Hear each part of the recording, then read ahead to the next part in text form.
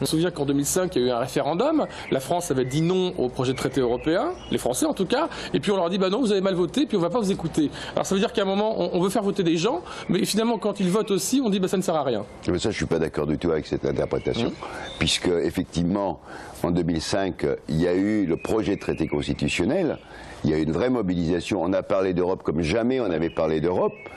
Moi, j'étais un de ceux qui s'est battu pour le non, de manière très claire, et j'ai été content qu'on gagne. Mais on a gagné pourquoi? C'est pas contre l'Europe qu'était le vote.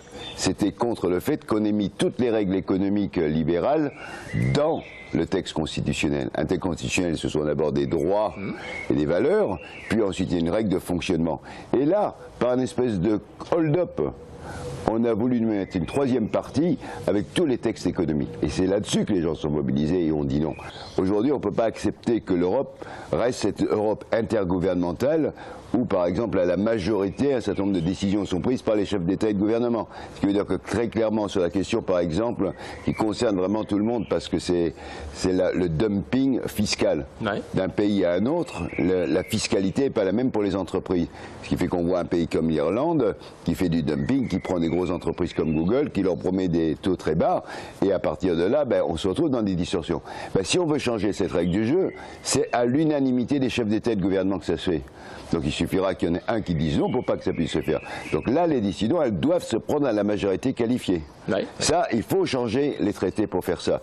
Il faut renforcer le pouvoir du Parlement et il faut qu'on ait une Commission européenne présidée par quelqu'un qui a la légitimité électorale. Que la Commission soit un exécutif, et un exécutif c'est politique, c'est pas une technostructure.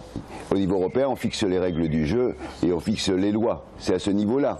Parce que si on veut être efficace au niveau écologiste, il faut que ça touche le plus grand nombre de personnes. Si on veut lutter par exemple contre le réchauffement climatique, on peut effectivement faire des choses très concrètes à Toulouse ou même au niveau national, mais la pollution, elle traverse les frontières. Donc si on veut agir sur la santé, si on veut agir pour réduire les énergies carbonées, il faut le faire sur un espace plus large. L'Europe, c'est un de ces espaces. Aujourd'hui, si on est capable, avec 500 millions d'habitants, d'agir, ça va avoir un impact très important sur la baisse du réchauffement climatique.